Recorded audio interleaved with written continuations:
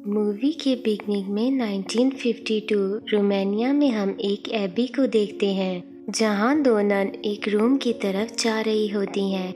रास्ते में डेविल को रोकने के लिए दोनों साइड पे क्रॉस लगे होते हैं और लैटिन लैंग्वेज में लिखा हुआ होता है कि खुदा का साथ बस यहीं तक है। एक नन के हाथ में की होती है और वो इस रूम में जाने से पहले सिस्टर विक्टोरिया से कहती हैं कि खुदा पर यकीन रखना और अंदर चली जाती हैं। सिस्टर विक्टोरिया बहुत घबराकर दुआ करने लगती है। कुछ देर बाद अंदर से खून में लिपटी नन बाहर आकर सिस्टर विक्टोरिया को की देती हैं और कहती हैं कि तुम्हें पता है आगे क्या करना है, और एक इवल पावर उस नन को खींच के अंदर ले जाती है। सिस्टर विक्टोरिया की लेकर भागती हैं तो एक डेविल नन उनका पीछा करती है। वो खुद को बचाने के लिए सुसाइड कर लेती हैं। नेक्स्ट मॉर्निंग हम फ्रेंची को देखते हैं जो नन्स को एबी में फूड सप्लाई करता है और वो उस जगह पहुंचता है जहां उसे नन की डेड बॉडी नजर आती है।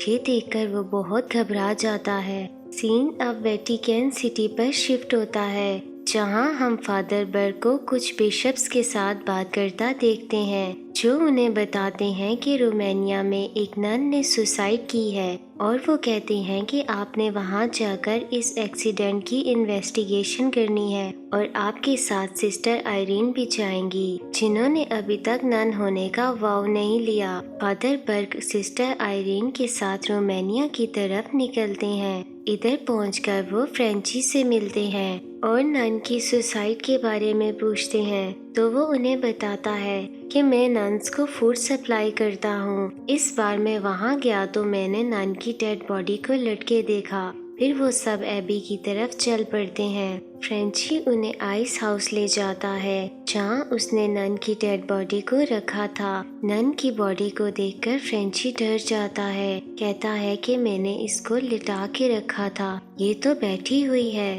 फादर बर्ग फिर आगे बढ़ते हैं और उस बॉडी के हाथ से की ले लेते हैं। अचानक डोर से कुछ आवाजें आती हैं तो फ्रेंची कहता है इस रूम में से नन्स को फूड सप्लाई करता हूँ ताकि उन्हें एबी से बाहर न आना पड़े। इसके बाद वो उस बॉडी को दफन कर देते हैं। फिर फ्रेंची उन्हें वो जगह दिखाता है जहाँ उसे नन की बॉडी मिली थी। खून अभी भी ताज़ा होता है। ये देखकर वो हैरत में पड़ जाते हैं कि उन्हें सुसाइड किए हुए काफी दिन हो गए हैं और खून अभी तक ड्राई नहीं है। वो मजीद इन्वेस्टिगेशन करने के लिए एबी में एंटर होते हैं जहां उन्हें मदर सुपीरियर मिलती हैं। उनका चेहरा ढका हुआ होता है और उनकी आवाज़ बहुत भयानक होती है। वो उन्हें बताते हैं कि हम इन्वेस्टिगेशन के लिए आए हैं तो वो उन्हें कहती हैं कि आप सुबह आ जाना क्योंकि शाम हो चुकी है और हमें एबी के डोर्स क्लोज करने हैं। फादर बर्ग उनसे रिक्वेस्ट करते हैं कि हमें इन्वेस्टिगेशन के लिए रुकने दिया जाए। फिर वो फ्रेंची से कहते हैं कि तुम जा सकते हो, कुछ दिन बाद आना, हम यहीं रुकेंगे। फ्रेंची वहाँ से निकल आता है तो रास्ते में उसे एक नन नजर आती है। वो उसके पीछे जाता है तो एक डेविल नन उस पर अटैक करती है। वो बहुत मुश्किल से जान बचाकर वहाँ से भाग जाता है। सीन अब फादर बर्ग और सिस्टर आयरीन पर शिफ्ट होता है जो डिनर कर रहे होते हैं और सिस्टर आयरीन उन्हें बताती हैं कि जब मैं छोटी थी तो मुझे अजीब अजीब ड्रीम्स आते थे, इसलिए मेरे फादर ने मुझे चर्च में भेज दिया। फादर बर्ग भी अपनी कहानी सुनाते हैं कि 20 साल पहले मैं डैनियल नाम के एक बच्चे की बॉडी से डेविल निकाल रहा था तो वो बच्चा मारा गया और मैं उसे बचा नहीं सका।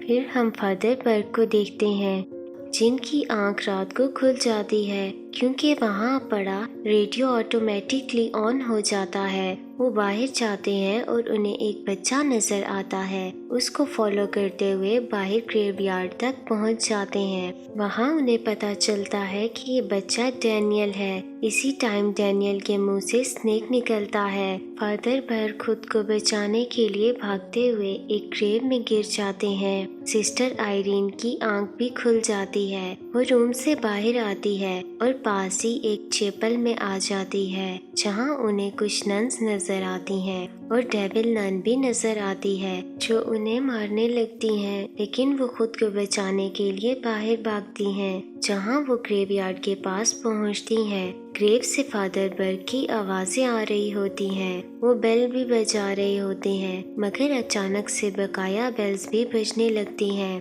तो सिस्टर आयरीन अपनी स्पिरिचुअल पावर से उनकी ग्रेव का पता लगाकर उन्हें बाहर निकाल लेती हैं। इस ग्रेव में कुछ पुरानी बुक्स भी पड़ी होती हैं। फादर बर्ग उन्हें उठा लेते हैं। नेक्स्ट मॉर्निंग फादर बर्ग और सिस्टर आयरीन एबी में आते हैं और आवाज लगाते हैं, पर उन्हें कोई नजर नहीं आता। एक डोर ऑटोमेटिकली ओपन हो जाता है। तो फादर बर्ग कहते हैं, ये की लो और जाके इन्वेस्टिगेशन करो। सिस्टर आयरीन अंदर जाती हैं तो उन्हें एक नन नजर आती है। वो उसको फॉलो करते हुए चैपल में पहुंचती हैं, जहाँ वो नन प्रेयर कर रही होती है। सिस्टर आयरीन उन्हें आवाज देती हैं, मगर वो कोई रिप्लाई नहीं करती।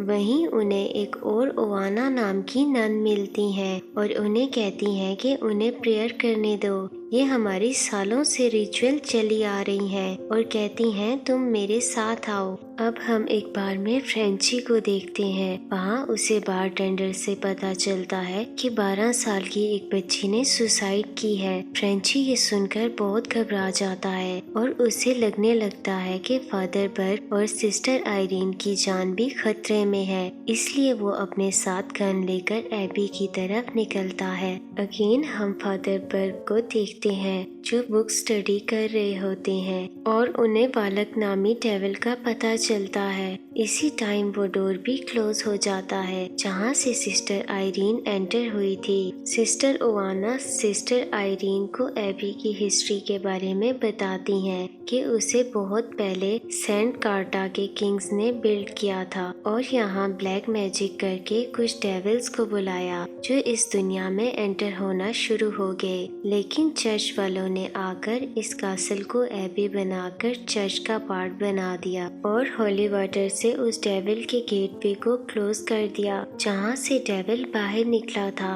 और यहाँ सालों से प्रेयर्स हो रही हैं ताकि उसे बाहर न आने दिया जा सके, लेकिन वार होने की वजह से वो डेविल बाहर निकल आया है। फिर सिस्टर आयरीन कहती हैं कि मैंने रात को एक डेविल नन देखी है। तो सिस्टर अवाना बताती हैं कि हम सब ने उसे देखा है। वो डेविल है लेकिन नन का रूप लेकर हम सब में रह रहा है। इसी वजह से सिस्टर विक्टोरिया ने सुसाइड की थी। वहाँ एक और नन आकर सिस्टर ओवाना से कहती हैं कि आपकी प्रेयर का टाइम हो गया है। सिस्टर आयरीन को यहाँ से जाने का कहती हैं कि शाम हो गई है। तो सिस्टर ओवाना कहती हैं कि आज रात आपको यहीं रहना पड़ेगा क्योंकि हमने डोर्स क्लोज कर दिए हैं। और वो सिस्टर आयरीन को एक रूम रहने को देती हैं और उसको बाहर से लॉक कर देती हैं। इधर फादर बर्ग एबी का मैप देखते हैं और वो जगह उन्हें नजर आती है जहाँ से डेविल बाहर निकला था। तो उसी वक्त वहाँ उन्हें मदर सुपीरियर नजर आती हैं और उनको कहती हैं कि एबी बहुत डरावनी जगह है और कहती हैं कि सिस्टर आयरीन अब कभी वापस नहीं आएंगी।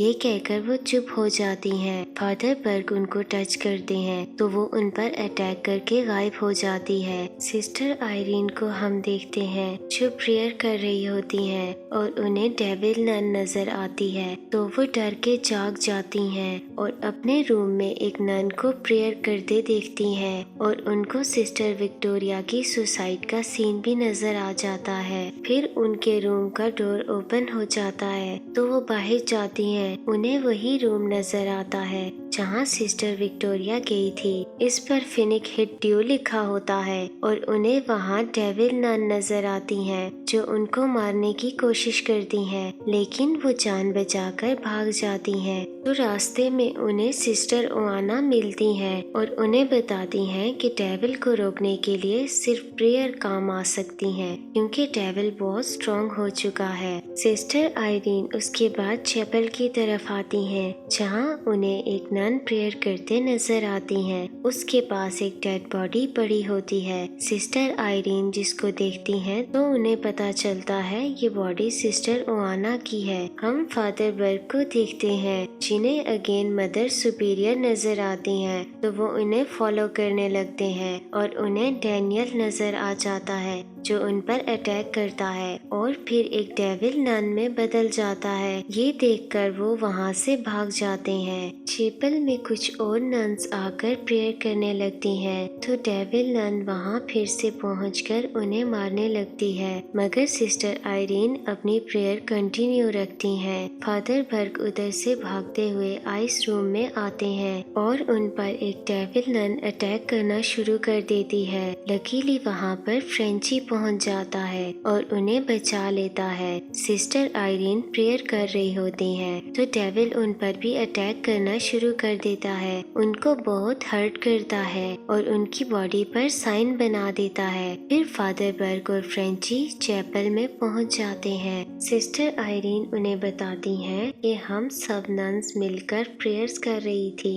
डेविल से खुद को बचाने के लिए, पर उन्हें पता चलता है यहाँ तो कोई भी नन नहीं है, वो सब डेविल्स थे। वो जान जाते हैं कि सारी नन्स मर चुकी हैं, कोई भी जिंदा नहीं है। वहाँ एक बॉडी पड़ी होती है जो अचानक से फादर बर्ग पर अटैक करती है, तो फादर बर्ग उसे हॉली वाटर से जला देते हैं। फिर सिस्टर आयरीन उन्हें बताती हैं कि सिस्टर विक्टोरिया ने सुसाइड नहीं की थी, वो सेक्रीफाइस थी।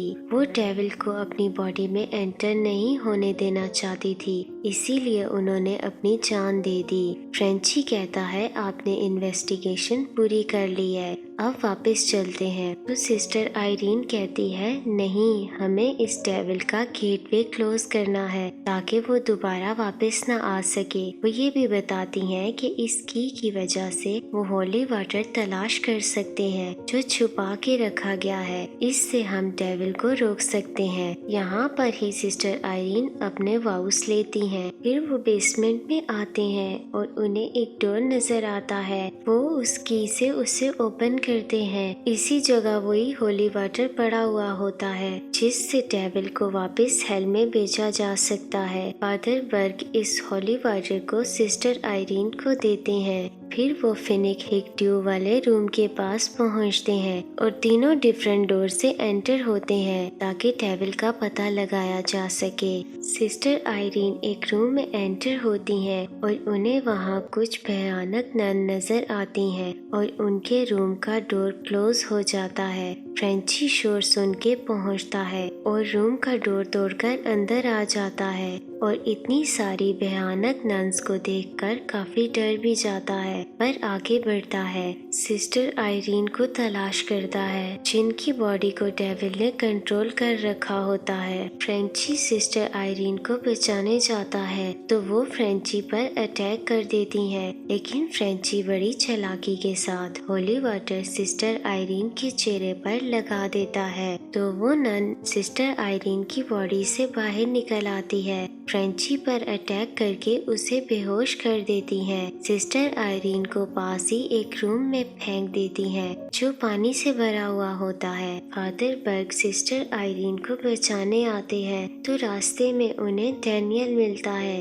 और उन पर स्नेक छोड़ता है जो उन्हें बाइट कर जाता है। सिस्टर आयरीन जब पानी में गिरती हैं तो उनसे हॉली वाटर वाला लॉकेट उस पानी में गिर जाता है। डेविल नन सिस्टर आयरीन पर अटैक करके मारने लगती हैं। फादर बर्ग बचाने की कोशिश करते हैं तो डेविल नन उन्हें अपनी पावर से दूर फेंक देती है। सिस्टर आयरीन को डुबोकर मारने लगती है। सिस्टर आयरीन को पानी में हॉली वाटर का लॉकेट मिल जाता है और उसे अपने मुंह से लगा लेती हैं। डेविल नन उसके बाद सिस्टर आयरीन को पानी से निकालती है और देखती है कि वो लॉकेट खाली है। उसी टाइम सिस्टर आयरीन अपने मुंह से हॉली वाटर उसके चेहरे पर स्पिट करती हैं क्योंकि वो उन्होंने पी लिया था और उसके कुछ ड्रॉप्स पानी में भी गिर जाते हैं। उसके साथ ही नन पिघलना शुरू हो जाती है और दोबारा से हेल में एंटर हो जाती है और गेटवे भी क्लोज हो जाता है। Next morning sister Irene graveyard के पास आकर प्रेयर करती हैं कि अब ये एरिया डेविल से बिल्कुल साफ हो चुका है। फिर वो फ्रेंची के साथ बैठकर वहाँ से निकलने लगती हैं। यहीं हम फ्रेंची की नेक पर उल्टा क्रॉस का निशान देखते हैं। फिर हम 20 साल बाद का टाइम देखते हैं जहाँ फ्रेंची के बारे में बताया जाता है कि डेविल ने उसे भी कंट्रोल करना शुरू कर दिया है और यहाँ मूवी एंड हो जाती है।